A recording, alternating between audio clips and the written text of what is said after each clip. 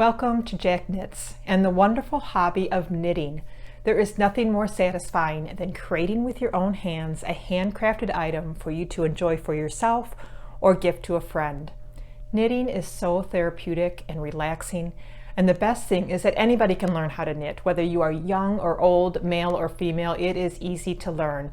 These videos will provide easy to follow instructions on the very basic techniques of knitting. We will learn how to cast on, the knit stitch, the purl stitch, and how to bind off. Once you've learned these 4 foundational techniques, you will be well on your way to becoming a master knitter. So let's get started with the cast on.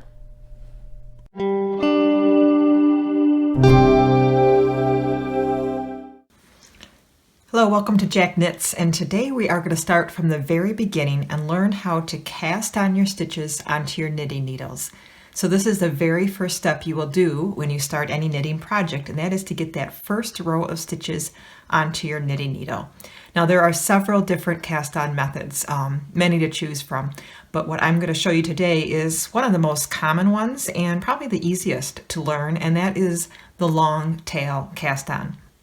So what you'll need to start with the long tail cast on is, of course, some yarn. I'm just using some worsted weight yarn here and a double pointed needle, but you can use any kind of needle to practice with your cast on.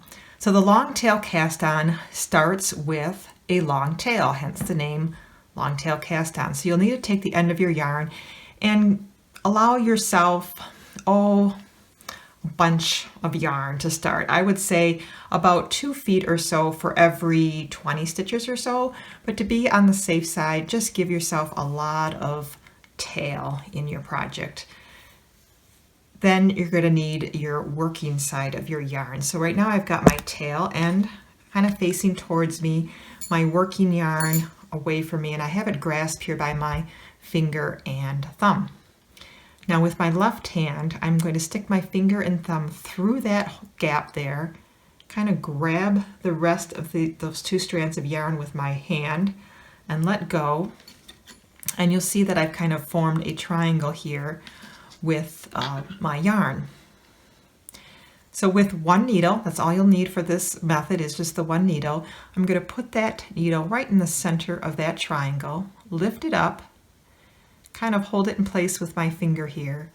Now I'm going to bring that needle towards me to this side of my thumb, go up through that, see that little triangle hole that thumb created?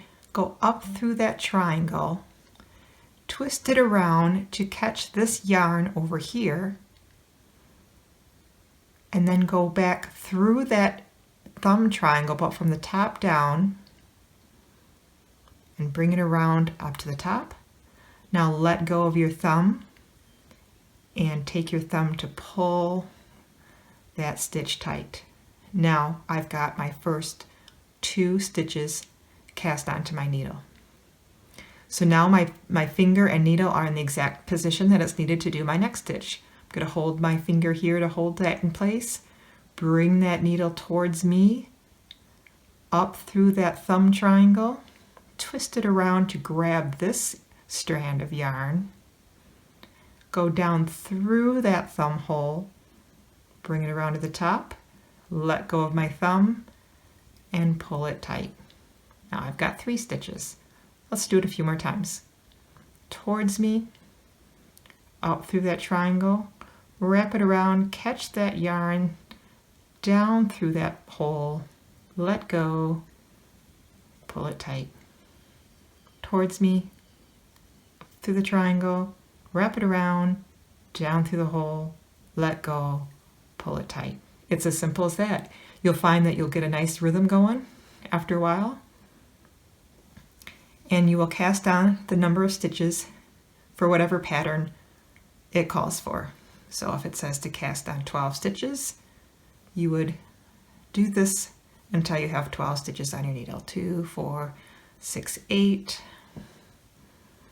9, 11, and 12. And there you have cast on your first set of stitches. Now you're going to want to make sure that when you're casting on, you're not pulling it super tight, but not too loose either. You want it to be where your stitches move freely over your needles. It's not resisting and it's tight, but it just moves freely through. But you also don't want there to be any gaps or big loops on the bottom where you didn't pull it tight enough. So just try to keep it nice and consistent.